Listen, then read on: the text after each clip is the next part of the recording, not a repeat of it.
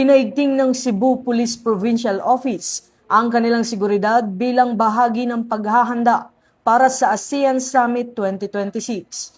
Nakastandby ang mga tauhan ng Cebu PPO para sa crowd disturbance management operation sa Provincial Capitol Grounds nitong ika-7 ng Mayo upang tiyakin ang kaligtasan ng publiko, mapanatili ang kaayusan at masiguro ang maayos na pagdaraos ng mga aktibidad kaugnay ng international event.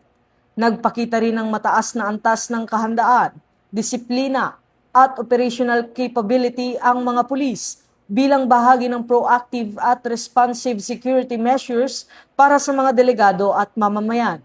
Nananatiling nakatuon ng Cebu PPO sa pagpapanatili ng tiwala ng publiko at pagpapatibay ng seguridad sa lalawigan.